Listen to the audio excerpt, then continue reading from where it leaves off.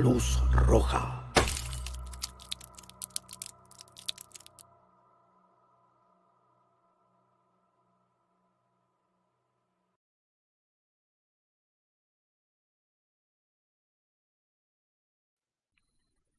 Esta es su tercera y última llamada. Favor de tomar sus asientos, preparar sus audífonos para una experiencia en estéreo, en vivo y a todo color rojo. Su programa Poemas bajo la luz roja, con Enrique Jiménez IV, está por comenzar.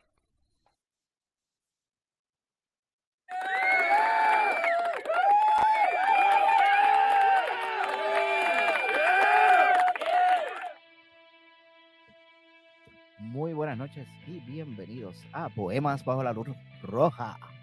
Nos cogimos un break el viernes pasado. Aquí está Lucas conmigo, como todas las noches. Vayan reportándose las personas que están ahí en el chat con las muy buenas noches y bienvenidos otra vez. Pues yo estoy súper emocionado. Que no quepo. Déjame manejar la cámara aquí para que se vea ahí. Ok, perfecto, porque la tengo aquí al lado. Y ya llegamos aquí y empezamos a beber. Pero vayan reportándose. Déjenme saber si se escucha bien, si la música de background se está escuchando bien. Escríbenme ahí en el chat y como dije, vayan reportándose. Y rápidamente vamos a pasar a nuestros anuncios, porque esto es como la cámara que vende. Y obviamente ya, como escucharon, ya tenemos a Lady aquí en el estudio. Ya mismito la ven, yo sé que todo el mundo está aquí desesperado por verla. Hay gente aquí que está desde temprano. Gisela dijo presente desde temprano. Ahí está Gisela. Aquí está mandando un mensaje. Love you, lady. Miss singing at the poets. Mireya está aquí presente diciendo saludos.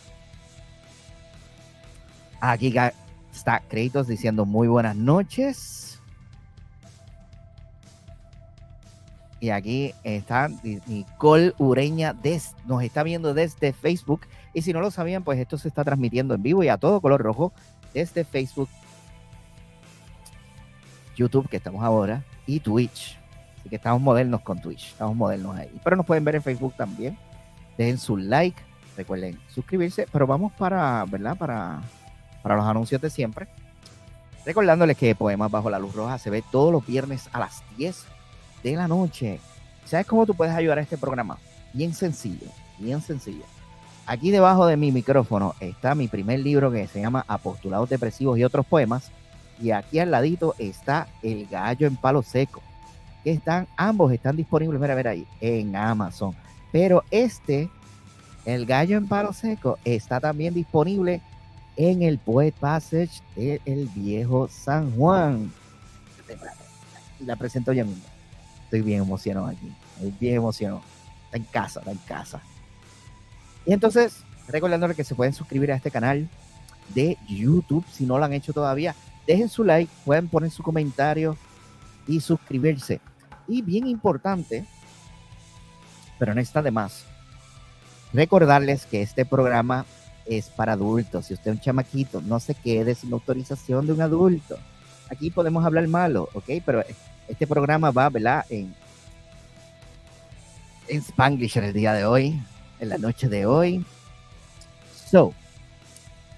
También quiero aprovechar, no tengo el flyer. Déjame ver cómo puedo pasar el flyer. No preparé el flyer, ¿verdad? Para esta ocasión, pero en mayo 28 voy a estar recitando en Dark Flames y mandé a pedir libros de Apostolados Depresivos y otros poemas para venderlos allí. Así que nos van a acompañar en Dark Flames Festival en el legendario Club 77 en Río Piedras desde 11 de la mañana hasta 8 de la noche. Es que tengo el flyer por aquí, en este ladito. Déjame ver si, qué bueno que está, hasta las 8 de la noche. Y también, para aquellos que les gusta el rock, va a estar Spectre, tributo a Ghost. Así que ya lo saben.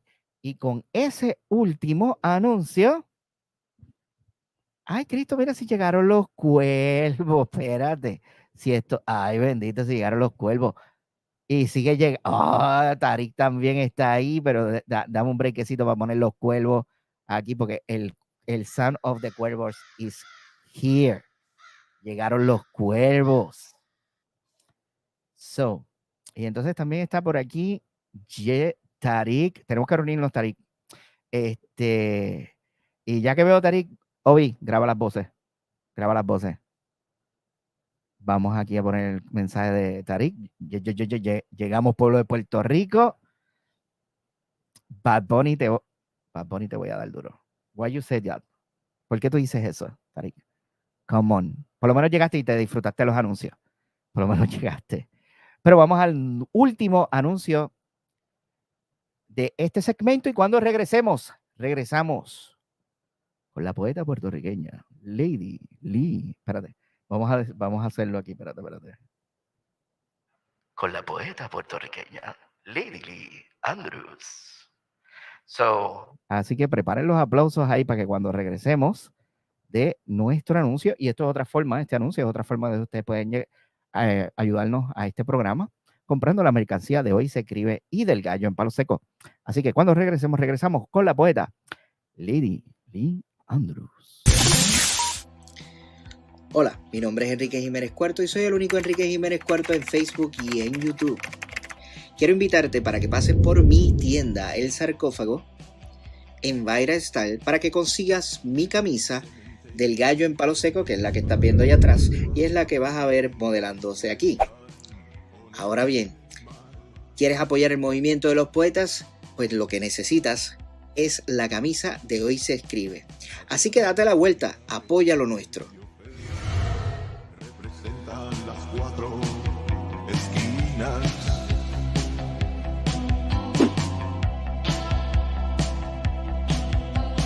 Traen un gallo en un saco, es el foco de su magia. Un gallo que sirve como prisión para un espíritu maligno.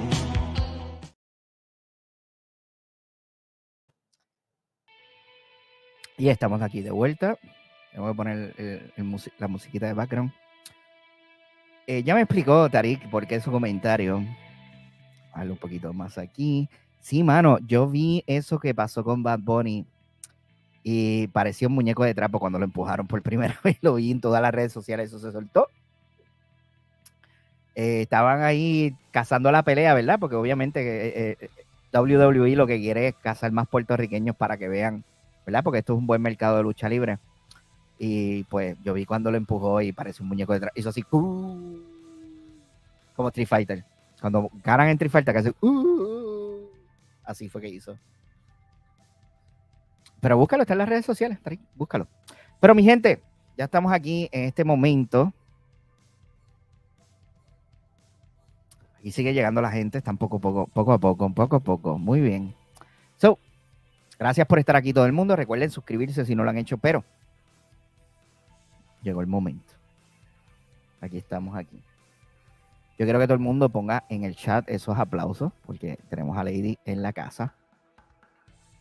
Yo quiero ver esos aplausos. Así que con este aplauso de acá, de la máquina, recibimos con este fuerte aplauso a Lady Lee Andrews.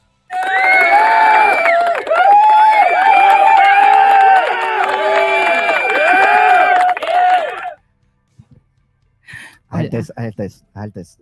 ¿Qué fue? Haz el test. El test de hablar. Sí. Hola, bienvenido y gracias por tenerme aquí hoy. Estoy sumamente feliz. I'm really excited. ¿Hace cuánto tú querías venir para acá? Desde el principio, desde que la primera vez que vi la parte de atrás de tu set, sí. Quería verlo en detalle. So I was like, I'm here. I'm like, oh my God. No, ella se sentó en el asiento, vio todo, empezó a toquetear los libros. Sí, sin permiso. Sin permiso. Pero feliz. Psyched. Y entonces aquí está Natalia Thompson, que ya no está en Alaska, está en Minnesota. Bravo por eso. Tenemos aquí a Emanuel Ramos, saludos, Claudette. Sí, el chiste interno de Claudette, claro que sí. Más aplausos aquí de Natalia. Y aquí dicen, Lady, I love you. Ay, Mira, hambre. Que lo traigan más, que lo traigan más. Necesitamos más amor en el mundo. Oh, yes, yes. Pues Lady trajo una botella aquí. So, yo la voy a presentar y tú vas a decir, dinos qué es. Todo el mundo, espero, todo el mundo está escuchando bien a Lady, por favor déjame saber. Yo sé que si están reaccionando, pues están escuchando bien. Porque aquí está. Enrique yo dije, ¿qué voy a traer? Y me dijo, traiga un vino. Pero yo quería traer lo que yo bebo como poeta. Y lo que yo bebo es B&B, which is Benedictine and Brandy. Así que yo creo que esto era más para esta situación, Okay, para este momento. Okay, pero Cheers. como quiera, yo voy a hacer el ritual de la sangre de Cristo como quiera. Así que voy a poner la musiquita. La la. Voy a poner la musiquita aquí porque hay que hacerlo porque pues Lady está en la casa. Así que Did I drink too soon? no, it's okay. Okay. Que vamos, desde que tú llegaste estamos bebiendo. It's okay, we've been drinking since you got here. I don't know. Okay. It's all good. It's all good. Está todo bien. Vamos a buscar la musiquita de Sangre de Cristo. Ok, por favor, gente que está en el chat, es que este es el momento para que ustedes escriban qué se van a ver con nosotros. Esto es una tradición que siempre estamos haciendo en el programa. No puede ser agua, puede ser juguito de acerola, lo que ustedes quieran, en lo que ustedes quieran. Lady trajo su copa particular. Yo tengo la mía con tapita porque yo soy anormal y viro las cosas. So, nada, yo me voy a servir, pero antes vamos a poner el background.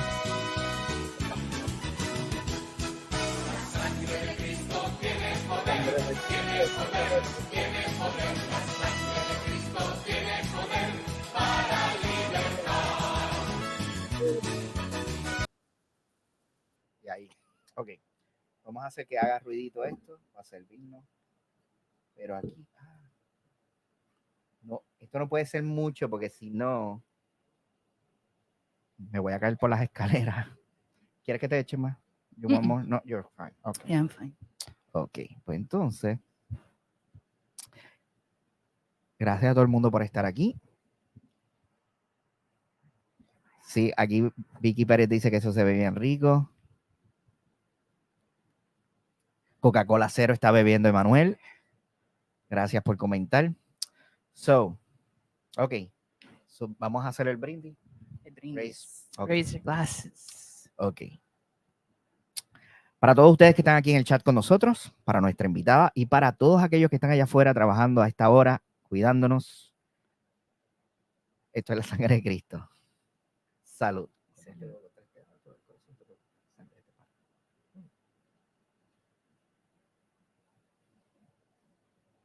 Wow. Oh, sí. Oh, sí, mira.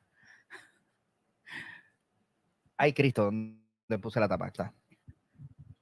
Ya empezamos. Esto va a ser el garete, güey.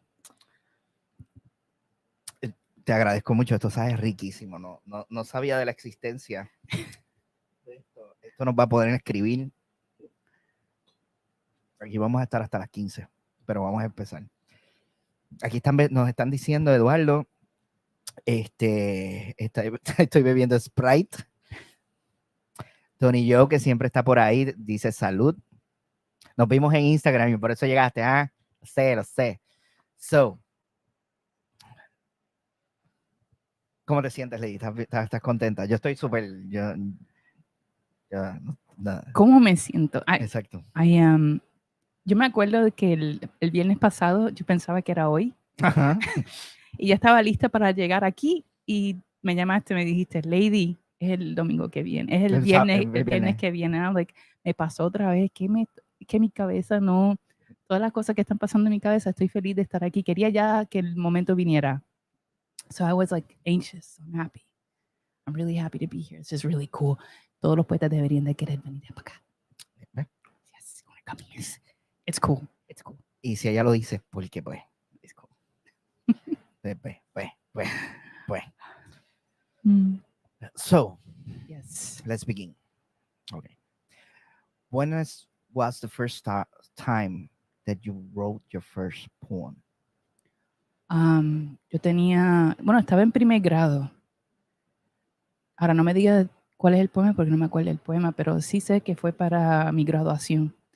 Quería recitar esa ocasión tan especial de graduarse del primer grado y era en Río Grande, arriba en las montañas. Okay. So it was cool. That was my first poem. Nice. I graduated that day. I became a poet.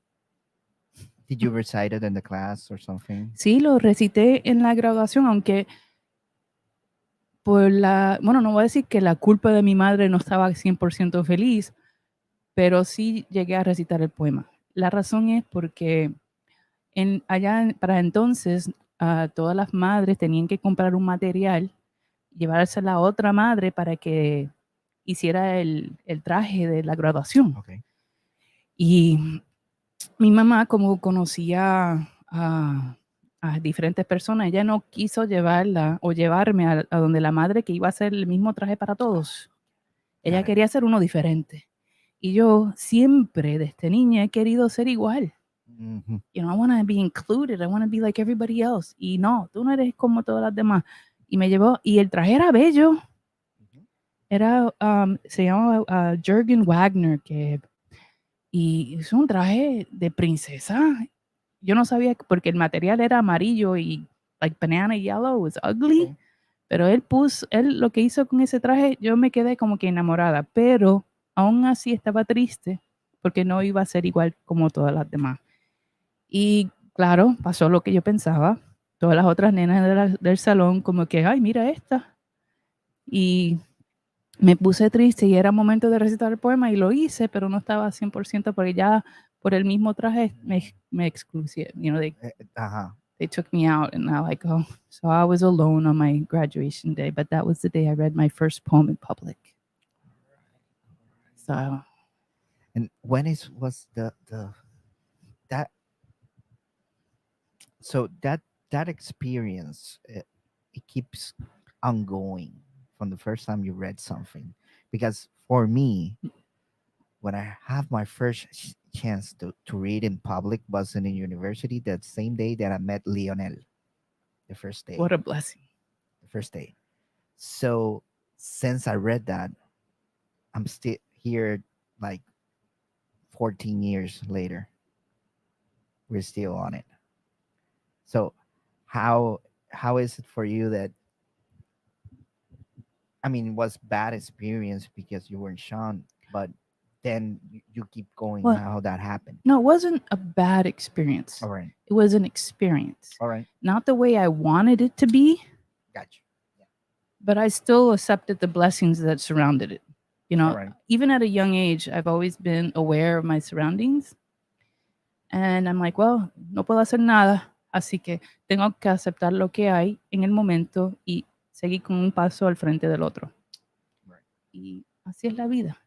You know, I've been doing it, but I believe that my first poem read as an adult was, no sé si te acuerdas de, había un restaurante en el condado que se llama The Chart House. No, I don't. No, I'm old and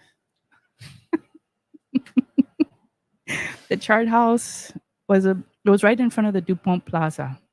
Y no era DuPont Plaza tampoco. Pero ¿te acuerdas de la DuPont Plaza? I remember. Okay, esa sí. That was horrible. Yes. Bueno, The Chart House estaba al frente de DuPont Plaza y ahí fue donde presenté mi primer libro, que fue a la misma vez mi primer presentación de poesía con el público, la primera vez que salí en los periódicos. That was my wedding, my absolute wedding into society. You know, las niñas tienen como que los quinceañeros. Yo siento que ese fue mi quinceañero, pero aunque tenía, yo creo que 18 años, 19 años. Y me vestí de blanca completa y nadie me dijo que me vistiera de blanca. You just show up. Yo dije, sería perfecto vestirme de blanca. Y cuando veo las fotos ahora, es como si me casé. I was like, wow, look at, I married poetry. Wow, this is really cool. So that was my first poetry reading. My book presentation. Y para entonces tampoco el libro no había salido. O sea que el printer no terminó el libro para la presentación, así que tuve la presentación sin el libro. Sí. Oh, that's It was a success anyways. It was good. ¿Y cómo se llamaba el libro? Do You Hear Me? Okay, that's your first one. Okay. Yeah. Okay. Because we were talking when you were here. Yo no sé si la gente sabe que yo tengo una colección de poesía puertorriqueña. Algún día voy a hacer un show en tel. O voy a preparar un video tal vez enseñando todos desde el poemario más viejo que tengo ahí, 1932, 1935, something like that, hasta el último poema, el último poemario que de hecho hoy es el tuyo, Lifeline, que ahorita vamos a hablar de eso. Y yo le estaba diciendo los libros que yo tengo de ella ahí. Y entonces ella empezó a hacer cálculo. You started calculating, well, you must have this one, but this one you don't have it. This one you don't have it. Pues, ¿cuántos libros son? Son 9 en total. 9. Sí. Can you say the names for people checking the houses? Oh, ¿los nombres de los 9? Sí. Okay. El primero, Do You Hear Me? Never Before, Changing, True Love. What happened after True Love? Naturally. Naturally, Light. Heal. Sí. Me. Y el último, Lifeline. Son 9 en total. So yo tengo parte de la colección ahí. Yo digo, el que tenga, they can blackmail me with the first one. Anyone, I'm like, please burn it if you find it. Burn it. Do me a favor. Anyone out there is on my side, burn it. I will be blackmailed for that book in the future, I swear. Okay. Para que sepan, si alguna persona aquí en el chat quiere hacer una pregunta a Lady, pues la hace por ahí. Yo voy a estar filtrando los comentarios. Vamos a chequear los comentarios aquí. Eduardo dice que está bebiendo, ¿no? Con el baby de bebiendo. Ah, ok, vino. Ok, Mireya dice un vaso de leche, salud. Muy bien, Mireya. Mireya quiere que le mande jamón. Ahí está. Espérate. Let me check. Ahí tienes un poquito. Do it again. Ahí tenemos. Entonces Natalia dice, interesting start. Y nos está viendo desde Facebook. So, entonces, esta trayectoria, this long time, how you think about doing a book? How comes the idea? Do you collect the poem first, or you come up with an idea and start writing about it? Yo pienso que no lo pienso. No pienso que voy a escribir un libro. Solamente escribo. Y llegó un punto de que ya my subconscious says you can publish a book, or me viene un nombre o un deseo de hacerlo. Y ahí es cuando doy los pasos para atrás para ver qué es lo que he aprendido en este último fase de mi vida. Okay. Y ahí trato de comunicar eso. Pero entonces, escribes y entonces como te va pensando poco a poco. Sí, bueno, yo pensaba cuando publiqué Heal, just my mind, I told myself, Lady, you're becoming too professional. I don't know if that sounds bad, but I kept thinking every time I wrote, was it good enough to publish? And I became a critic, like a really harsh critic of my work. And every time I put my pen, it felt like my hand would be shaking, you know? Like, oh my God, what if I'm not good enough? What if I'm not? Y llegué a una conclusión para terminar eso. I said, Lady, there's one way to fix this. You know, the pill you got to take to eliminate this horror that was happening inside me. It was horrible. It could give you automatically, you could get depressed for nothing. And I said, eliminate it. Don't publish any more books. I think that 8 books was enough. And I really believed, 7 books. I thought 7 books was enough. 7. And I believed that was the last book I was going to publish. And by truly believing in my own word, I let go of that demon. And I was able to write freely, all to my heart's content. I was no longer worried about judgment or anybody in the universe wondering if I was good enough or not. Like, what is it? What have been looking for me? The validation that I was just feeling something. Why am I not good enough? Or this or that? And I need to eliminate it. So, and then came COVID. And I started, I had time, and I started putting a book together in case I died. Because it was happening all around us. I'm like, if I'm dying, I better put a book together just in case. Because I work in the industry where tourism is around the clock. And so I'm going to get COVID. There's nothing. And sure enough, I did get COVID, but it wasn't as drastic as I thought it was. I had an accident and COVID at the same time, a car accident.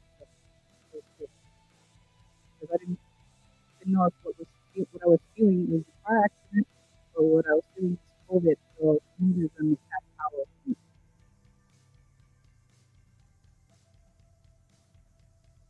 But that's why I don't think about publishing a book unless a book decides to be published by me. It owns me more than I can. At least that's my story.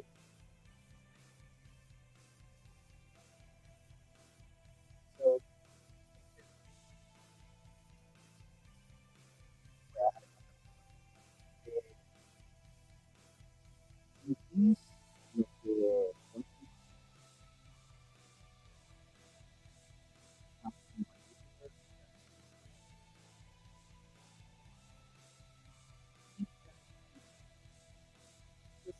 over I feel full.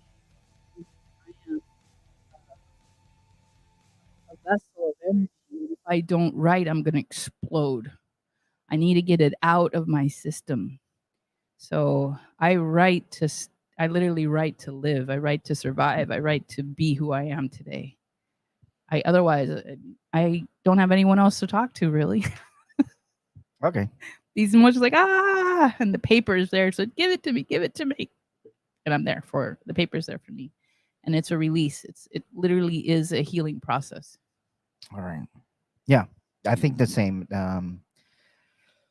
Sometimes you have something inside of your head, and the best way to get rid of it is just writing. You can write about what is bothering you, or you can just spill it out. But I always feel that I write too because I see so many people with frustrations and their emotions are bottled up. Yeah. And I also want to let them know that they don't have to be so constricted on themselves, and that maybe if I write about that release, it will show them a way out. It shows me a way out. It could show you a way out. It doesn't have to be so strict on our own emotions. We don't have to be so, like we torture ourselves. And I see a lot in people that just want to be honest. They're just trying to present themselves as in the community, including myself. And I'm like, we're wasting some of the most precious moments of our lives by not just communicating that simple thing, like what we're doing right now. Everything happens so fast. So slow down, and life is right in front of us, and it's the most precious thing we have, the most precious thing we own. Without it, ¿por qué? Exacto. Sí, para mí también es bien necesario siempre buscar un espacio donde empezar a escribir. Mi última experiencia, y yo sé que yo lo he repetido muchas veces en el show, pero no importa. Ahora estamos en una conversación aquí en la sala de la casa, porque hay un sofá. Pero hay veces que yo necesito tanto escribir que tengo que buscar algo externo que me haga. O sea, como que antes yo tenía el Burger King que estaba en San Patricio, y ahí yo me llevaba la computadora y estaba horas muertas. Después conseguí otro sitio, un café aquí mismo en Guaynabo, y entonces pues se mudaron a más lejos, y entonces me quedé aquí. Y entonces es bien difícil no tener el ambiente correcto. Y habiendo dicho eso, ¿cuál es el ambiente correcto para ti escribir? When there's nobody around. Period. Any hour, any moment, any day, as long as no one is going to interrupt me, because I feel like when I get into that zone and it's a form of meditation to me, it's a prayer, because I am talking to the divine, I'm talking to the universe, and I'm paying absolute attention. So it's like I'm so involved in that one touch can give me a heart attack if you ask me if I'm in that zone. And then it's like climbing a mountain. I won't be able to climb back up because you knocked me down. Mm-hmm. I'll be like, oh my God, I won't be able to go back that way. I know kind of how to go back, but it'll never be exactly the same, because if you have no interruptions and you reach the peak, you have a masterpiece on the page. Right. You know? And another thing is, writing is the only thing I know. I mean, if I was an architect, I would probably be out there drawing buildings and designing buildings over and over and over again, because that's what I was born to do. But I'm not an architect. I'm not a doctor. I am a poet. I was born to be a poet. I know this because it's all I know. Mm-hmm. And it's disturbing when people don't give it the respect that it needs, especially other writers who call themselves poets. Yeah. You know, I know you're writing, and you can call what you're writing poetry, but are you a poet? You know? And you if you have to ask yourself the question if you are or not, or you pretend to be, then you're diluting this precious ability to write in this planet. You know, poets are not just, you know, a dime a dozen. Yeah. As it appears to be in the world right now. There's like, everyone's a poet. Like they even say it, todo el mundo poeta y loco, todos tenemos un poco. Yeah. No, I mean, don't get me mad. Don't get me wrong. But there are people who have the gift, and my job or my will or my wish is to make sure that there's a place for those poets, you know, calling all poets, that we all can share with each other and be united. Because we need to unite. It's a wonderful world. And if you read all the poets from the past, that's their message. You know, there's no judgment. And then when you have certain circles of poets that are judging you for XYZ reason, you know, they exclude themselves from the beauty and the amazing wonders that the world of poetry has. Do not exclude yourself. And that's why the Poet's Passage is there, because you can have someone, a 8-year-old child, recite something amazing, like you can have someone who's 99. There's poetry in that, and it's such a gem to listen to. And that's why the Poet's Passage is there, so that we can see that it's there and that we could admire it and respect it, number one. Anyway, that's my story again. I'm sticking to it. Sorry. I forgot the question. No. It's okay, it's okay. Eso, ahí pues Lady, como pueden ver, Lady nos dio como que su definición. So, vamos a ir más adentro a esa definición de lo que es un poeta. What is a poet for you? Well, let's compare a poet to a professional athlete. All right. Okay. If you're an athlete, you get up at 5 o'clock in the morning. You eat what you need to eat. You don't go crazy. You take the calories that you need. You go and you not rehearse. You exercise. You practice. And you do it because you want to be better. You want to be the best version of you. And to me, that's what poets do. You know, they read, they write, they continue to live, they look for experiences, they analyze, they listen to people, you know, listen, you are present. And with that in your story, you're telling history in your words. You know, you are making, you're not just writing to write, you're writing to make a difference. And there's tools to be used in the world of poetry that are amazing. And it's like baffling. Why don't you want to use them? And then automatically, sometimes people go, I'm just writing because what I wrote is on the page. I'm like, yeah, you can do that. Yes, you can. And I respect it. But why do you want to stay on that pity bench? You know? Yeah. Get off the fuck. I see it. Get off the bench. You can say it. I did the warning. No, get off the bench. Get off the bench and use the tools that have been provided by poetries for centuries. Yes. Centuries. They're putting it there out there like, look how far you can go. Mm-hmm. Go. I did not waste my life and showing you this path, especially like Julia de Burgos. I did not show you how far you can go for you to stay on the freaking shore. I built it for you. Go cross over and take it to the next level. That's the new generation's job, to take it to the next level.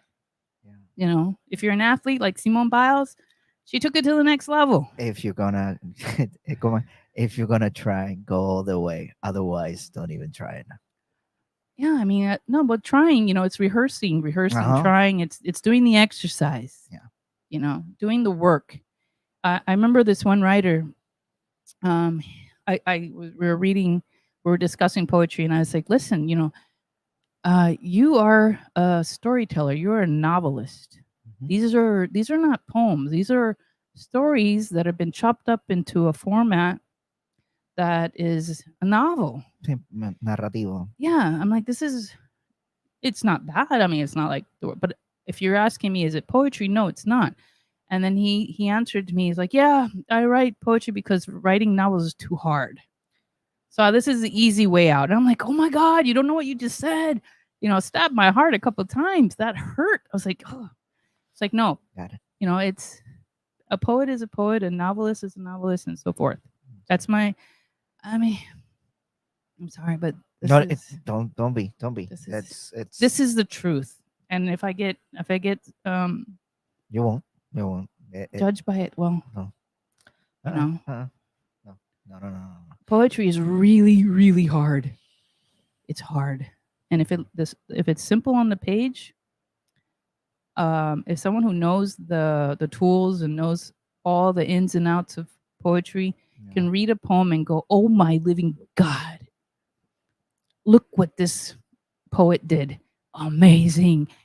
Gives you like chills up your, spine. It can make you cry, it can make you laugh, all these emotions. And you're like, how on earth? It's because they use the tools of the trade. And then you respect it even more. A lot more. You're like, wow, you use this. This isn't easy.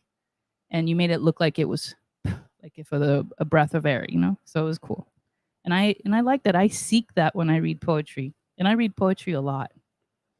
I mean, I go through poetry books like crazy. I'm like a little termite when it comes to reading poems.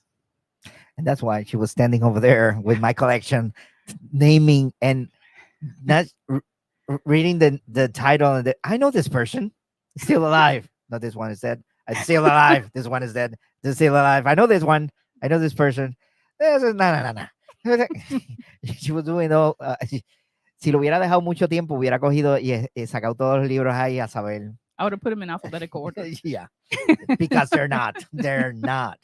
Ok, una pregunta. Dime. ¿Cuál es tu poema favorito mío? I don't have one. ¿No tienes uno? No. I'm sorry. No, it's okay. ¿Cuál es tu poema favorito mío? El último que leí. The one of the radio. Oh, wow. Well, that's recent. That's brand new. That's really recent because I read it on Tuesday. And it stayed on my mind because all the images that brought me. But I mean, I like the one that when you say you think that this poem is about you, but it's not. Okay. That one I like a lot too. But no, I don't have per se a favorite poem, even of my own. I don't have a favorite poem of me or anyone that I've read. It's just I like the whole genre. Yo digo a veces lo mismo porque yo digo, okay, este poema me gusta por la reacción que hace en el público. That's the way I see it. Es cuando me preguntan cuál es tu poema favorito de los tuyos y yo digo, este me gusta por la reacción que hace en el público y ojalá es uno de ellos. Yo tengo uno que se llama Cerdos, que es el que yo cambio la voz y digo Legión at the end y la reacción del público es brincar. So I like that one because hace ese efecto en el público. Okay. The last time I remember thinking that you're a composer or no, a director in an orchestra, and your poem is the music that you're about to orchestrate. Like and the audience is the instruments, and your symphony is the audience. How are you gonna play? How are you gonna guide them to your words? And that was the last image I had. I don't think about the reaction of people when I'm about to read a poem in public. Because I literally collapse inside when I'm about to read in public. All right. I am not a public speaker per se, but I force myself to do it anyway because it's something that I need to do, and it gives me energy, the type of energy that I want to I wish I could store, because that same energy is something that I use when I'm writing. I I can get a wave to write, but I also use those moments as a, like an extra dose of energy. I store them in a way. I store that and it helps me write, helps me take it to a different direction. Yo veo la reacción del público cuando yo recito, y también lo he visto cuando tú estás recitando en el Poets. It's wonder. En el caso, como yo lo veo de mi perspectiva cuando yo estoy recitando, ya se ha vuelto una cosa, en esta parte alguien va a hacer algo, and I look for it in the public. And it happens. Someone is gonna laugh when I say, ojalá que todo lo que hables mal de mí, ojalá entiendas que todo lo que hables mal de mí es imposible esconderlo en Facebook. When I said Facebook, someone is. Yes. Well, that's because they don't expect the word Facebook to come in a poem. Yeah. And that's what you call era poetry. Because who knows, 100 years from now, maybe Facebook doesn't exist. It'll be some like, oh, what's Facebook? Like, what was the other one that was before Facebook? MySpace. So that's it, like what you call it, poems that will remind you or to teach people about an era at certain times in life. Y eventualmente va a traer una nostalgia. Yeah. Que eso es lo que yo hago con Río Piedra. Es pura nostalgia. Yeah, I know. Sí, y la última vez que estuve en el Poets, hubo un intercambio con Daira de que habían cerrado uno de los sitios que yo menciono en el poema. Y es como que it's not the same place anymore. But el poema se va a quedar como que un recuerdo de una persona en particular porque esos sitios no están. Well, that's another beauty of poetry. It's like a photo album. Yes. And that's what I use that photo album to help me memorize poems, or not memorize them, but to remember them. Because I've already have the poem memorized, but sometimes depending on your nerves, you will forget. So I close my eyes and I use that invisible photo album. That I'm like, oh, I in that, just seeing the if it's a house or like my old house, I will see like the waves hitting, and then I go, oh, that's the beginning of the poem. Onto the rocks, the waves just hit over and over and would not quit. Yeah. And then you just remember, and like, wow, it goes up into the air and the sky like rice, like rice over bride and groom. And it's because I'm looking at the picture that the poem reveals itself, because all I have to do is describe what I see or what I remember. Okay. And that's what's going to happen with, when you talk about certain places that are no longer there. Because my house back then is no longer there. Yeah. They brought it down. Yeah. I know that feeling. The house that the first house when my father and mother came from the States, the first house we live, it's a restaurant now. Do you ever go in and go, this was my room? No, well, I haven't. In Old San Juan, there is where I used to live. It's a restaurant now, okay. Which is really cool because I have the true love symbol that you see, and I have like these stickers. I made these true love stickers. And they still have, I put those stickers on the fans. Yeah. Like I just, for fun, just put 4 stickers of true love stickers on the fans. Just like, oh, why not? Let me just put them here. And they're still there. Like I walk in, I'm like, oh my God, they still have the stickers on the fans, and they still have little details. And I'm like, oh, that was the room, there where my daughter's playpen was, and so forth. So it's cool to walk back into the past in that way. If you could get a chance to go to the restaurant, I do advise you, because you can use it for your poems as well. Yeah. That memory. Yeah. That will be something else. Okay. Because you told me, and it's gonna be. Okay. It's gonna be. It was cool. It's cool. Yeah. And you could bring your friends. You go, see over there, that was my room, and over there, that look. My God. If I can find, my mother has a picture of me hanging from the ceiling. I mean, not from. There was. Yo no sé si esto lo hace todo el mundo, pero hay unos como unos columpios que se ponen para que dejar a la criatura ahí y que no joda. Yeah, you just bounce. Yeah. I got a picture in the middle of era como que tú entrabas y estaba la sala, y entonces un pasillo donde estaban los cuartos y yo estaba en el medio, con las patitas así abiertas ahí, así como que está. I want to see that picture. I want to see that picture. If you find it, I want to see it. Yeah, I would take that picture, go to the restaurant. This is the place. I actually like to see baby pictures of you. Uh-huh. Yeah, now that you mention it. Before I leave tonight, do you have them somewhere? If my mother's not sleeping, I Okay. would go to the room and pick it Okay. up because she have the albums somewhere. I used to have one, but I took it to the almacén. Okay. But she may have. Deberías de hacer un show completo de your whole lifeline right there. Boom. Oh. Oye, ¿y cuándo tú empezaste a escribir? The mic. Oh, sorry. When did sorry. I'm getting really relaxed here. When did you when's your first poem? Do you remember it? Was it that time with Lionel? No. I used to write for myself because I the way I learned poetry was listening to bolero. That's the way I learned it. Oh. The rhyme and all stuff. I never learned nothing in school. I learned it by listening to music. The thing is, my father picked me up and then picked my brothers up and then put us in the car, put some water, let's go, and we ride all the island, whatever. Oh, cool. He do road trips, and he always put it in Criolla 103. And nobody can touch the radio. You'll be fractured. Violence will ensue inside the car if you touch the radio. I assume somebody tried. Yes, but it wasn't me because I learned the Mm. meaning of the consequence in a young age. So listening to that, I remember los discos de vinil. Yes. Some of them have the lyrics Oh, see. in the back, and I started I remember that.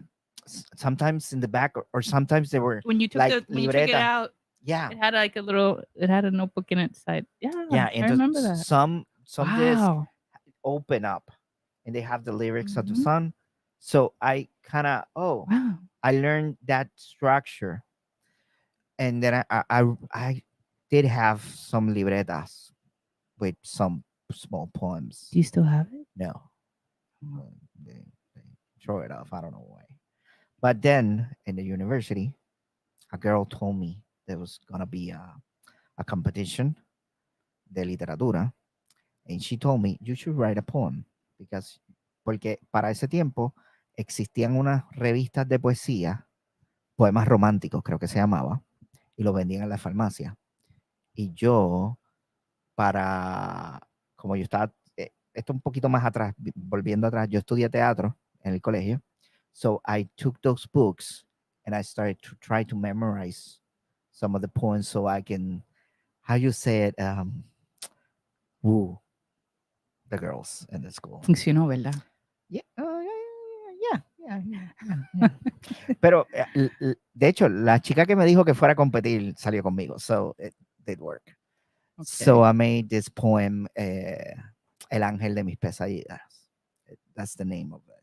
It was like 6 or 7 lines. When I got the day off, I was so distracted. I was listening to music. I sat down there because I didn't want to go to class. So what happened was, I don't remember his name, Alfredo something. Yeah, Alfredo was a student partner of mine. You know, he was. We cut class in the competition so we can watch the competition. I didn't even thought, it didn't pass through my mind that I was gonna win second place. I didn't. So I remember Leo was in the back of the theater. I was in the middle. It was almost empty.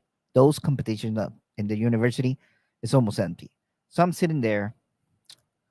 So they call Lionel. They talk about poem of the Lionel, one of the professor. Él ganó el primero. He get the third place. Oh, okay. So that's something that I was. You remember when you got third place? You remember that? You remember? And then I saw him. I listened to it and I put back my headphones. I was distracted. So when they call my name, the guy Alfredo goes, "Pan, cabrón, te llamaron." And I went like, "What?" And I was with a hoodie with a skull every side and la costilla drawn. Yo creo que he visto eso. And when I first met you, I think you had that still. Yeah. Uh-huh. So I was like, "What?" Sí, te llamaron, vete para allá para la tarima. Entonces, people were clapping. And I stood up. And entonces, como que me aguantaron en la esquina. Una profesora hizo una, ¿cómo se? Disertación of the poem. She called every style of barroco and shit. I never heard nothing about it. Never in my life. The description, I really said that in 7 lines? What? I was like dumbfounded. ¿Dónde está el poema? Microphone. ¿Dónde está el poema? Está en el libro El gallo en palo seco. Ok, yo quiero leer eso otra vez. Ahora con la historia que tengo, ahora quiero imaginarlo. Y I want to see entonces, the backs. actually, there's a picture of an angel with metallic wings. Yeah. That's the first image I use, and I have it tattooed in my back. Oh, cool. That's awesome. El ángel de mis pesadillas, because I had a description in my mind, but I was asking for deliverance from hell to the angel. That angel made you a poet. Yeah. You know, baptized you. Ese Yeah. poema te bautizó. Yeah. You never turned back from that point. That's the day I met Leo.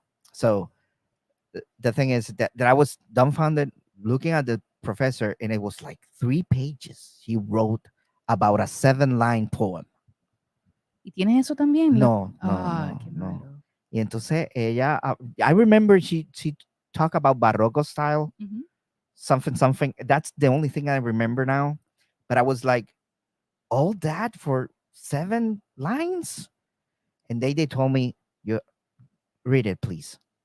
And I was like, with the paper, nervous. I did theater in school, but I was so nervous because the shock of winning something with poetry. Entonces, they were like, oh yeah. And I read it with normal voice because I didn't know how to recite.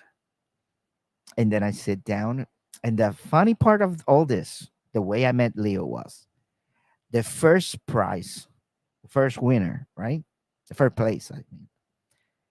The guy was like quoting, el amor es blah, blah, blah, blah, blah, blah.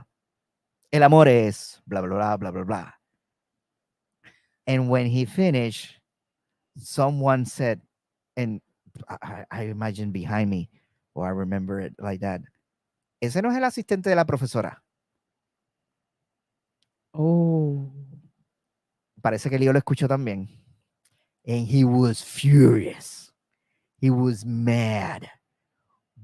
I didn't think nothing about it. I thought that's life. He's a pet, the pet, teacher's pet, right? Mhm. Cuando voy para la parte de atrás, Lionel me para, y ahí es donde conozco a Leo. Y él me dice, ¿sabes qué? Me encantó lo que tú hiciste, pero yo voy a ir para que te den a ti el primer premio. Y lo hizo. Because he went. They never did nothing. Okay. I would have been mad because it was a echo poem. Mm-hmm. You know, I'd be like, oh, come on. Yeah. ¿Tú recuerdas esos dibujitos de los periódicos que Sí. pues el amor es? Sí. That shit was that. Exactly the same. Let's assume there was one line in there that crossed over. Let's give him the benefit of the doubt. Yeah. Porque a veces una línea nada más hace un poeta que nadie, no one will ever forget them. Yeah. So let's give him the benefit of the doubt for our karma's sake. Yeah. Es como la línea de Because you had the headphones on when he was reading it, did you? No, I was late. I was in shock, still in shock, and like, okay.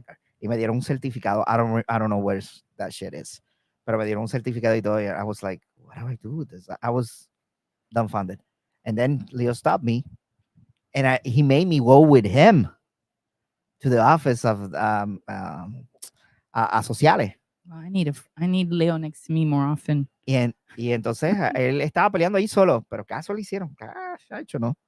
No le hicieron caso. Yeah, because they will go, oh, you guys are just sore losers. You know, that's the first stamp that they put on you. It's like, oh, you didn't win. You're just doing this because you know, but sometimes you fight for the right reasons, you know. Yeah. Anyway. Y siempre se lo digo. ¿Te acuerdas cuando ¿Y te acuerdas del poema que él recitó? No. It was long. It was like 2 pages. Wow. Because it's him. You know. Okay. It's him. But I was surprised because his voice, the first time I hear his voice. Me too. That was my first like, who is that? When I first heard Leo read, I was like mesmerized. And then what he had to say was even, you know, it was great. It was great. Todo el mundo que yo le presento a Leo dice, siempre lo presento en una situación donde él tiene que recitar, la gente, wow. I became a fan instantly with him. Like, I want to know more. I remember that. I remember all of you guys. Eran entre líneas. Yeah. That was awesome. You guys were like the stars. Yeah, I remember that.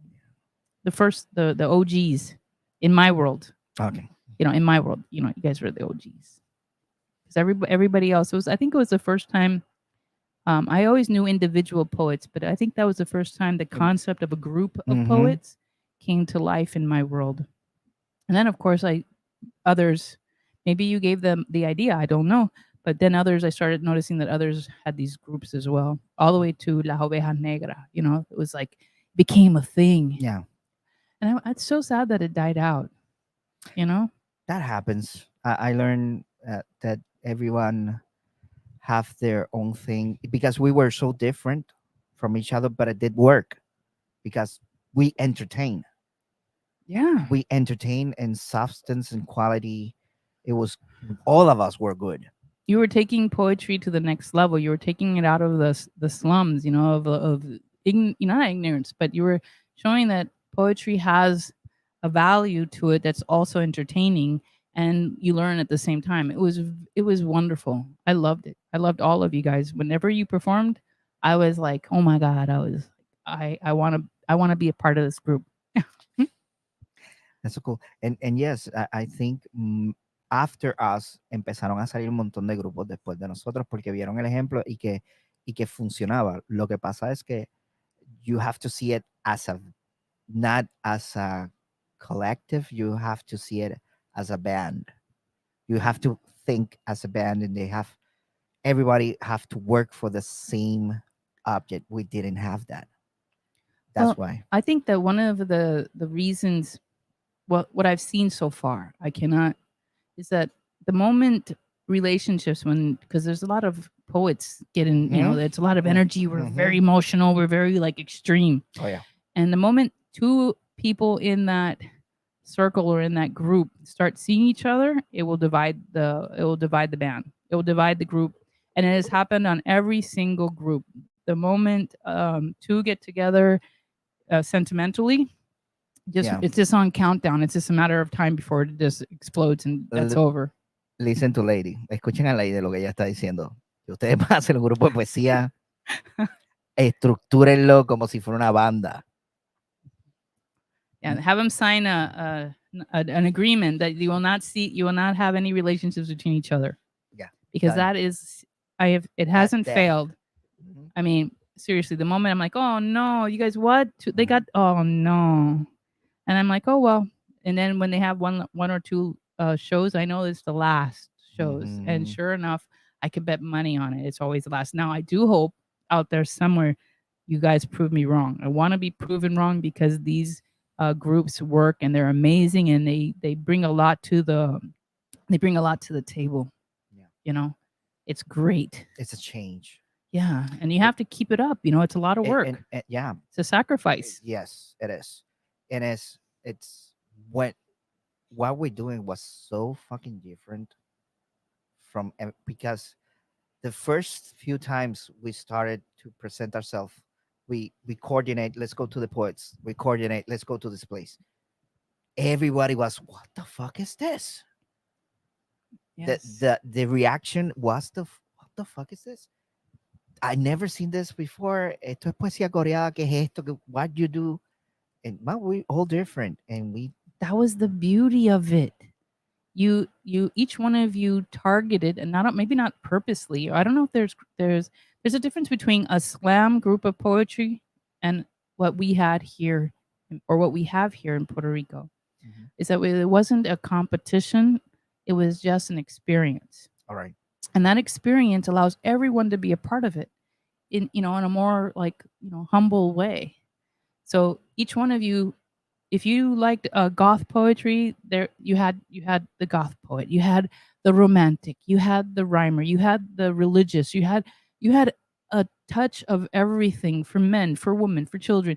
And I was like, wow, so you had a full meal, like a full course meal Mhm. of literature when you guys all got together. And this is the same with all the way from the beginning of you, from whatever. I hope that groups come up again. I do. Yeah. Now, me, on the other hand, I just wanted a place where everybody can meet without no attachments. Yeah. No one's better, and no one's. So that's why the Poet's Passage was really important to me.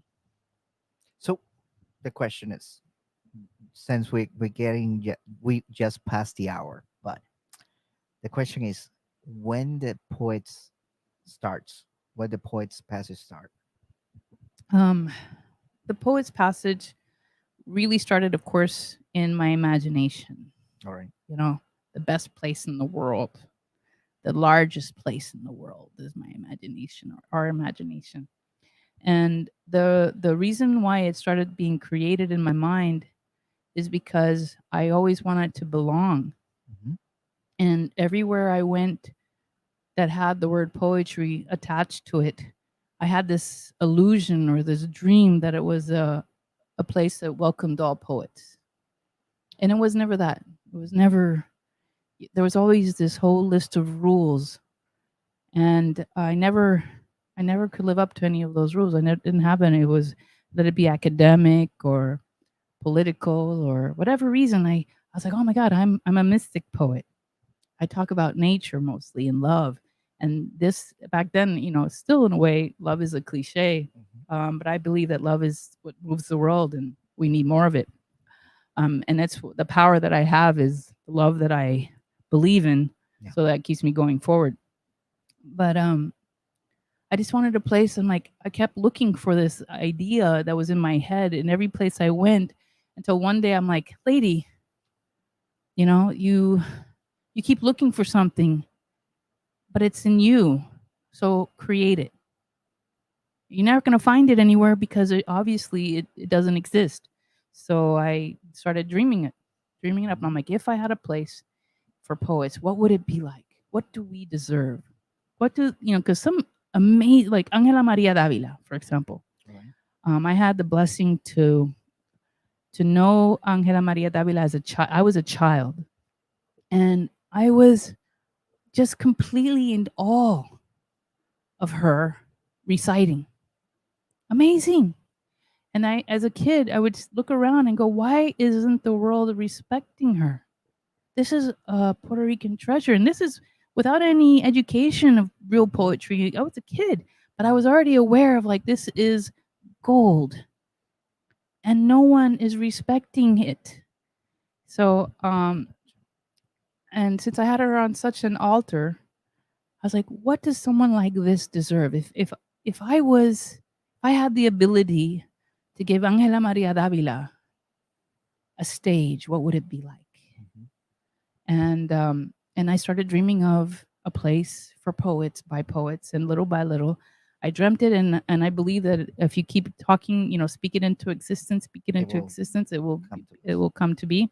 Yeah. And every time I was around any poets, and we had open mics on the streets and the buses, wherever we went, wherever we had anything to do with poetry, they asked me, "What are you going to do, lady?" I'm like, "I'm going to create the Poet's Passage." And even though they would laugh at me, a lot of people would be like, "All right, you're in the clouds, lady." Sure. But the thing is, I didn't need their approval, because all I could say was, "You'll see," and not out of malice, but because I'm like, you don't know how driven I am. I'm very ambitious, and especially if it has to do with poetry, I am like hard, sometimes a little mean when it comes to other genres trying to invade in the poetic space. I want to give poets what they deserve. And that's my only goal. That's why I'll do anything to make sure that the Poet's Passage stays in the center of Old San Juan, where we deserve. It's a castle in the city, you know. Yes. We all belong to be. We are. If you look back in history, poets were right next to king. And there's a reason for that, you know. They're expressing how we live and how we feel. It's like taking the energy of God and molding it so that we can all share a part of it. That's how it is to me. And when I read some of the works that I read in the world, like, oh my God, I want to kiss the page. I'm like, bless you for writing this, because you just took me somewhere I didn't think I'd ever be. And now that I'm here, I'll never leave. You know, you absorb the feeling. You may never remember what you read, but the feeling has been absorbed. And that is a healing process, which is golden to me. Anyway, that's in the Poet's Passage. I was 20 years old when I dreamed of the Poet's Passage. And it was a dream that kept building, even though it wasn't on paper or existed for real yet, but it was being constructed in my mind every day, every year. I never strayed from that. And I'm like, it's going to be in the plaza. And I have people have witnesses that when they ask me, where are you going to put it? And I'm like, well, it's going to be right here in Plaza de Armas. Yeah. And believe me, the joke was they laughed. And I'm like, you can laugh, but I'm doing this for you. So just wait and see. I just imagine that. ¿Dónde lo vas a hacer? Al lado de Pueblo. I didn't say Pueblo, but I know I didn't say that, but I did say, and then I got one comment was they laughed and they listen, you just asked me to lend me a quarter so you take the bus, you know. These places are $1 million, you know. At this rate, you're gonna own a hallway at the end of Calle Luna, you know. So I'm like, okay. I didn't need anybody's permission because dreaming doesn't cost me anything. Right. You know, I'm like, I could dream to my heart's content. It's sad when I see talented human beings dream about how much they look in their pockets and say, okay, I have $1.25. What can I do with this? Yeah. Instead of going, I could do whatever I want and then, you know, cross over or whatever. Because there are a lot of times I had no money. Like, for example, there was a book fair. And I had 50 cents to my name and a box of books. And I went to this book fair. It was one of the first book fairs in Puerto Rico. It was in Coliseo. And I arrived, the bus, you know, I had to walk a little ways. And there were two poets there. I found out there were poets because when the person came out and asked, how can I help you? Well, we want to have a table for our books. And the lady said, so what's the genre? And they both said poetry. And they looked at me and I'm like, yeah, poetry too. And the first thing that came out of her mouth was, we have these, you know, these tables that are gifts, you know, you don't have to pay anything. They're, you know, charity cases. Oh. And, you know, because sorry, it's poetry. I'm sorry, you know. And then I'm like, and then they came to me and they're like, I'm like, no, I'm not here for a charity. I didn't say charity case, but I'm like, no, I'm not here for that. I'm actually considering a table. Can you show me what you have available? And they're like, oh, really? And they tell me our tables are starting from $250 to $500 to $1,000. Yeah. And I didn't flinch. I only had a quarter on me, but I didn't flinch. I was like, okay, show me. I want to see what you have. And they pulled out the map and they showed me what was available. Whatever was green was available. Whatever was red was taken, whatever. And I looked and I saw that there was this one green place that was right around Imagen, Caribbean Business, and Nuevo Dia. Yeah. You know, I'm like, how much is this one? And they're like, oh, that one's $1,000. I said, I want that one. And they're like, oh, okay. All right. Can it be your name and everything? I gave my name and everything. And I got the $1,000 table. Of course, I didn't have any money for the $1,000 table, but in my mind, I was like, being at that table, I'm going to make $1,000. You know, I'm not going to make $1,000 being at the charity table, but I will make it here because people are going to wonder, what the hell is this person doing amid all this and poetry? Yeah. And it worked. I made my $1,000. Now, of course, I walked out of there with no profit but that wasn't the case. Was exposure. Yeah. And because of that, I did get a book deal. I did get exposure, so it did work well for me. So those are the things that I do to make sure that my dream comes true. Yeah. And my dream was always the Poet's Passage. So I was like, this is what I need to do, and this is what I'm going to do.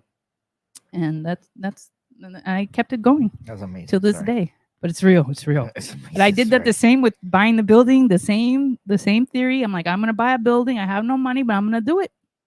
And the same theory, the same idea, the same belief, and the same ambition is because there's a line that I write that's in the Poet's Passage. Confidence is a choice. Yeah. Force yourself to take it. I always force myself to take, because in reality, if you look at it, one, it doesn't cost you anything to dream. Yeah. Two, what's the worst they can say? It's either yes or no. And I'm always going on the yes side. And people feel it and they like it, and it works for me. It works. So that should work for you too. So keep it going. It's gonna be our last question, but you said some part of it at the beginning, and you said that you write when nobody else is around. So I want you to describe to us how that moment happens. How's that ritual? You kick some people out of the house. How do you see? Do you write in paper and then pass it to the computer? What do you do? What do I do? Yeah. Well, lately,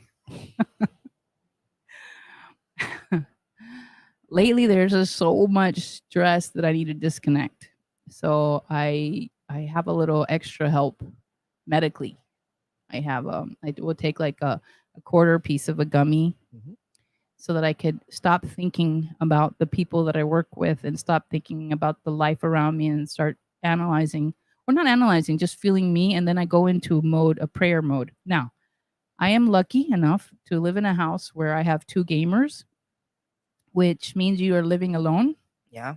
You know, they go in their respective rooms, and that's it. You know, they don't come out unless they need to eat. So I have peace I basically write on my balcony, and I write with a pencil. Believe it or not, I still write with a pencil, and candles, you know, the cliche candles, because fire is amazing. Atmosphere. Yeah. Yeah. Not just atmosphere. If you stare into a candle, your mind starts to blend into the fire, and it's almost like a primitive source. And then from there, I pray and I ask God, I ask the universe, I ask for everything. Like, why am I hurt? Why am I happy? What can I do next? And why is the world like this? And then I go into those answers, and those answers are my poems. Correct. Of course, when the answers come to me, I use the tools of poetry. And I don't just write down my inspiration. I could start writing my inspiration down, but I use the tools, and that's where it becomes, you know, I have dictionaries, and I do research, you know, everything. So I write, and what you see, it takes a lot to write what you see. So I do have some, when I'm writing here, I always write with music. Oh yeah, I do too. And I forgot about that. And if I find something that kicks the creative, I put it in replay. Put it in replay. If I need something, I got the dictionary here that you saw. I got some other books in here in the floor. On my phone. But the last poem that I wrote it in the Poets. But the last poem that I wrote here, I wrote in a notebook, and I still haven't passed it, but I wrote it. And I had books and stuff, and I searched. But I like searching in books first before, if I can find something that I need and I know that I have it here, I search it here first. Yeah, I like listening to. I can listen to music that has lyrics in it. It has to be a foreign language that I have no idea what it says, so that I can put my own story to that music, or to that feeling that I'm. You know, so I do use music. Yes, I need. Yeah, you need music. Not all the time. But I, like, for example, I have a friend who's asking me to write a poem about having a grandchild. Yeah. And I really want to make him happy. I really do. And I'm trying. But one of the things that stops me from writing is because I can't write from my imagination. I can't. Right. I used to, as when I was a teenager, it was like, oh my God, I can't believe this. I can do whatever I want. But now that I've grown, I have to write from experience. Got it. Whatever is happening to me in my surrounding world, I am writing from experience. This is what I'm really feeling at the moment. And for me, that is one of the gifts of poets, Right. writing what you know. Sí, no me acuerdo cuál es el autor, pero hay alguien que dice que nosotros somos los cronistas. Y yo digo que somos tanto los cronistas dentro de nuestro ser y de las cosas que vivimos afuera. So I have a few poems that I wrote because I had conversations with people, and the explanation of their experience is so strong and so vivid that I can translate it. Yeah. But some things, they're about some things that I take from me to put there because I felt it. Yeah. Well, I'm trying to write. He wants me to write a poem about being a grandfather. Mhm. And I have a child, but far from being a grand. So I've been paying attention to, I'm trying because I really want to make him happy. He deserves that I can actually create this poem. I could get away with murder, but then I'll feel like a hypocrite, and I don't want to just write it just because they'll accept it because I wrote it. No, I want to write it for real. And so I'm paying attention to my brother just became a grandfather. So I'm seeing his reaction to the pictures of his granddaughter, and I'm paying attention to what he's saying. So I'm living through him that experience. So I won't be lying when I write about it. And I don't want to lie. Yeah, I understand. I understand that. So that was the last question. So I got here, let's see, Elisaura saying hi. Eli, I Digo, called you the other hola. day. And they're saying here, you save a lot of people's lives with the poet passes from poets, singers, etc. Thank you, lady. They put a cup and a heart. Y entonces aquí Elisaura dice, gracias, lady, por la inspiración y por compartir tu sabiduría. Eso fue Elisaura. Look at Elisaura, who's talking. Look who's talking. Elisaura, ¿verdad? What a gem. Another one of those gems. Oh my God. Yo la entrevisté, pero algún día, pues, cuando ella tiene un libro pendiente que no ha publicado. So, cuando los tenga, y si puedes venir para acá, para que te sientes aquí, pues tenemos esa... Yo quiero have us both. I'll be here. Oh, that will be interesting. That will be so interesting. So, Elisaura, ponte para tu número, saca ese libro para que venga. Digo, no tienes que sacar el libro para venir, tú sabes. O sea, sacamos cita y bregamos, pero sería culpa para el libro. So, ok, ahora vamos a pasar a la parte donde vas a cerrar el programa con poesía. Okay. Are you ready? No, but I have no choice.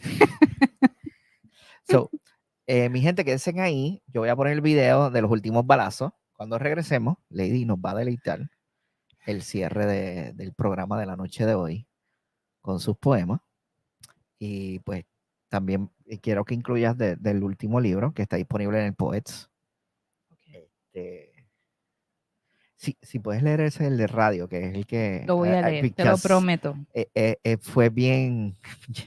Yo lo estaba leyendo así en el medio del estudio que me estaban haciendo y I was like, oh my God, I can see it. Okay, I will. I hope I do it justice. O sea, es bien intenso, ese poema es bien intenso, por eso me gusta. Y como es el último que leí, por eso fue que dije, ese es mi favorito, porque es el último.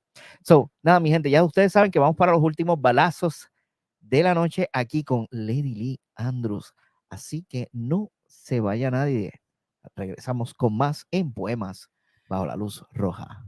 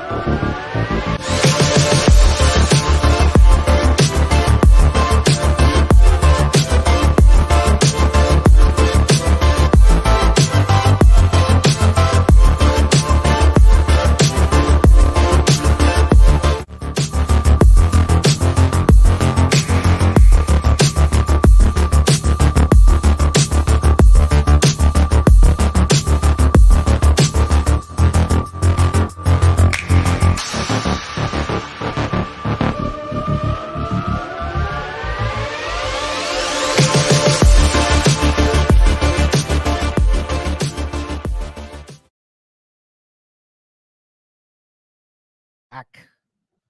Estamos aquí, Lady se está preparando ahí. You let me know. You give me the green light.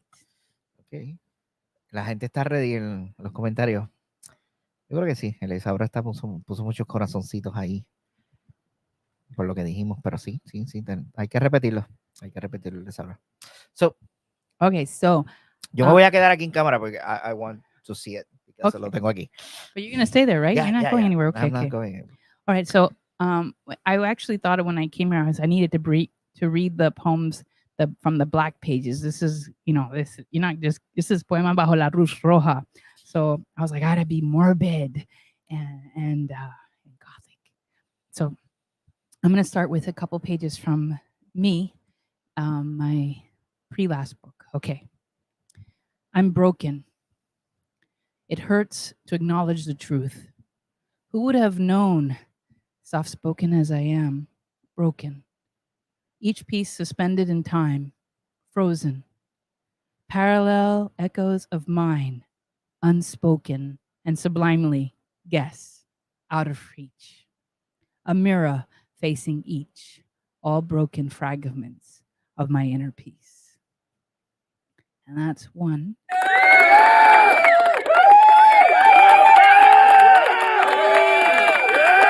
Ponga los aplausos ahí en el chat. I really like this one. These are poems that I read or I wrote during the blackout of Hurricane Maria. I died a long time ago. It's sad. No one saw it coming. The funeral was empty. I couldn't get mad. I had, by all means, already died. My body never gave me away. Time had no clue. I was like the perfect me one day, but since then, I've been a fool, playing along the lines of the rules that keep me pretending to breathe, just to please the world that cannot see that it's not me inside, because a long time ago, I died.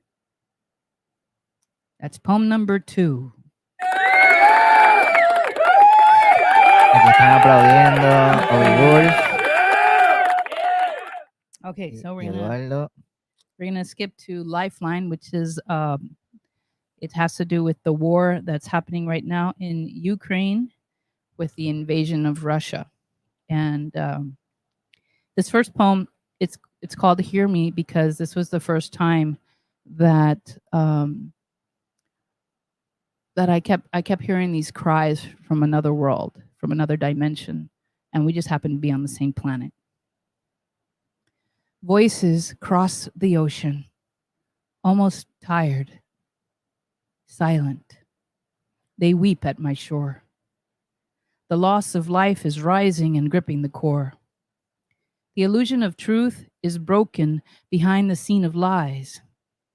Between the margin, the division is driven. By what option? At what price?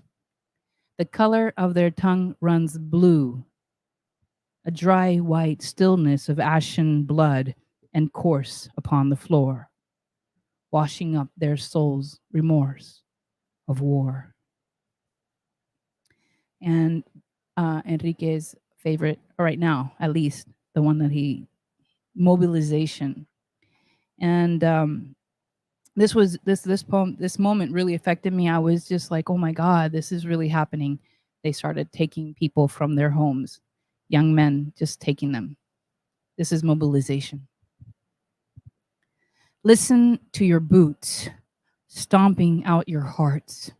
Rows and rows and rows and rows of troops embark to the whim of an oligarch. We need water. We need water. Static. Let them cry out to their mothers for more. I won't pity the poor in my war. Static. It's slaughter. We need water. Static. We need water. Static fades. The light switch has blood. The cradle won't rock. Time out of luck. Life cut abrupt. the last house standing on the block, a baby's cup, all caught up in the fog of war. Static. Instruct. We're stuck. We need water. We need. As they all cried out to God for hope. Red velvet throats drowned dreams up in smoke. Sound the alarm of the dead. The invisible lie. Let them all die instead.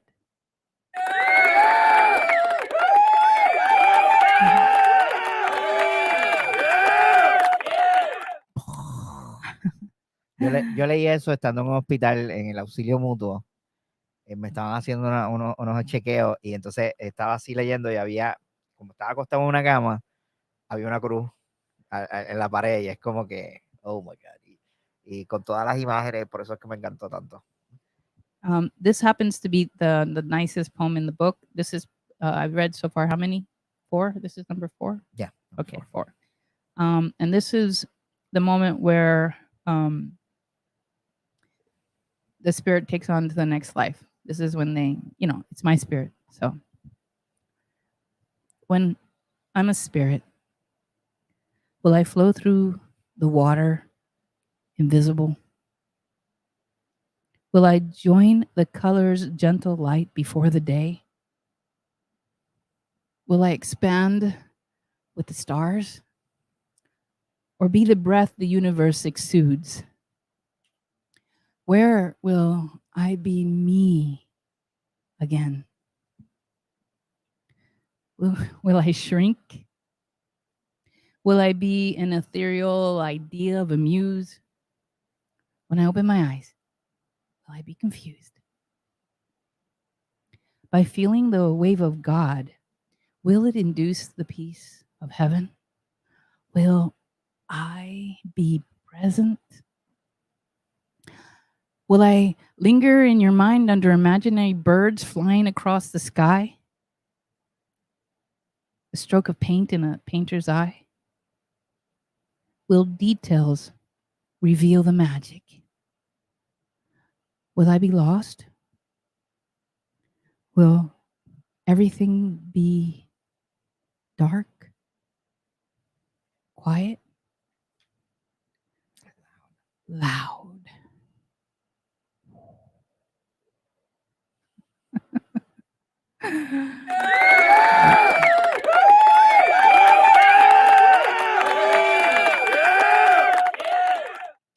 And I have 2. I have 2 more. Okay, yes. So one of the ones I wanted to recite was one of the oldest poems I've ever written, and I wanted to share that. Did I take a picture of it? I think I did. This is like literally an old poem, and I thought it would be perfect for being here. Thank you for having me here. Okay, here it goes. On the grave of the gods lays a forbidden creature, waiting to infringe on the oblivion at the call of its teacher. The wind shall frame it a heart, one it needs so it can know it could not play the part without a human soul. It must feel the pain to share it. It learns to go insane to know it. In the hour of the wolf, you can hear its crying laughter, with an ally unrelenting torment, looking for some master. Out in the darkness, the world is bright, free from its enclosure, loose in the night. Just the power to do its task, sent to the world with a human mask. Made by some higher being to guard its rules, give them what they have the most.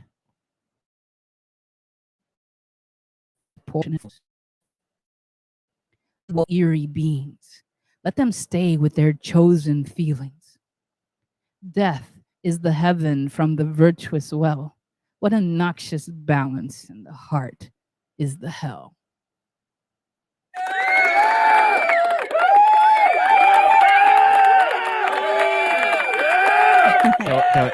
Lady, Dime. para que veas la Elisa ahora está aquí aplaudiéndote. Está Vicky aplaudiendo. Está mind blown haciendo. Oh, wow. That's awesome. Also, I think I should recite one in Spanish, right? I should go there. I should go there. You should go there. Of I course. should go there. It's a short one. Y lo dejo con este. Porque de verdad, you know, I got to be honest. Spanish is not my strong fort, but I can write in Spanish too. Ojo, para que sepan. Para que sepan, sí. Por si acaso. Oh. Este poema se llama Vacío. Hay un vacío que me estremece. Siento vida en la superficie de mi ser. Un jolgorio de ansias clandestinas recorriendo mi piel. Insiste en que me imagine entre labios temblorosos. La lujuria nos deja ansiosos susurrar entre nosotros ese sí que quiere salir por mis venas y apenas me dejas respirar. Exige amar. Este vacío me va a matar. Gracias. ¡La, la! Cristo. A Jesús. A Jesús. There's a hope. There's hope.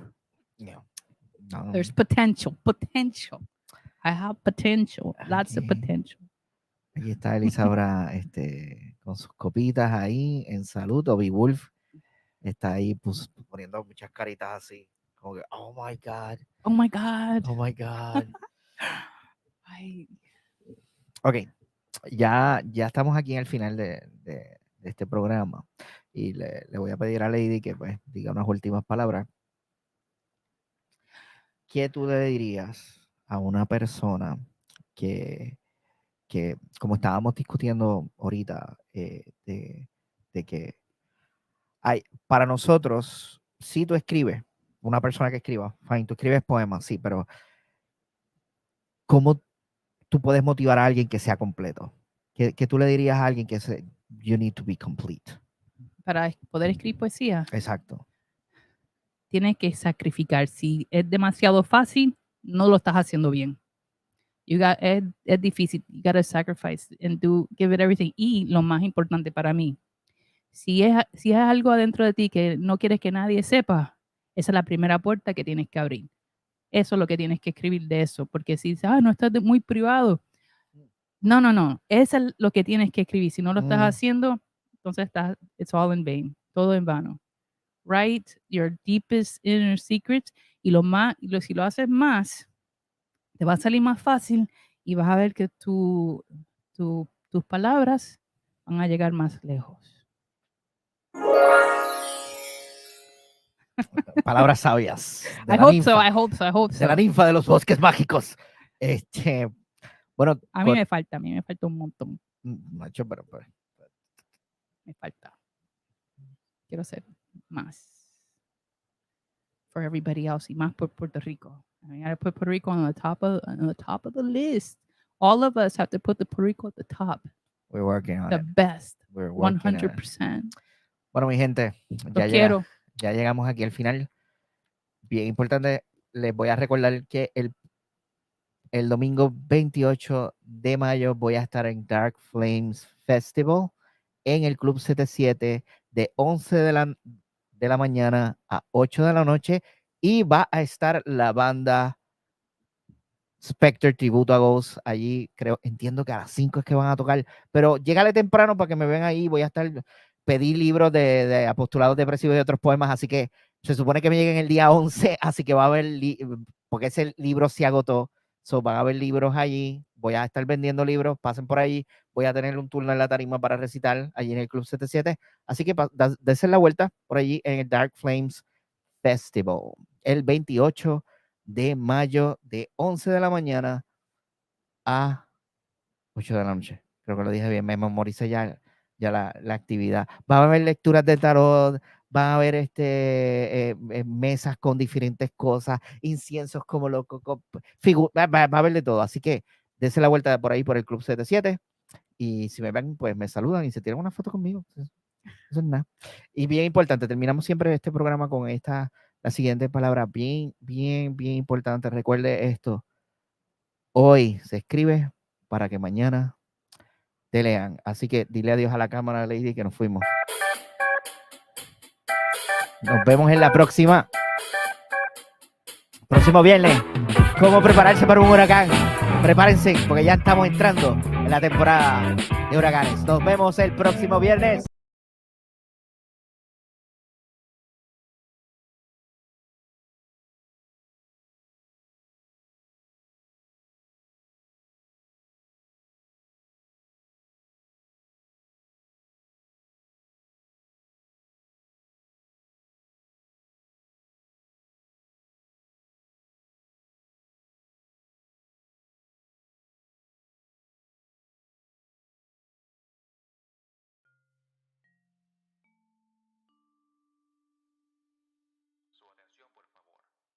Este programa.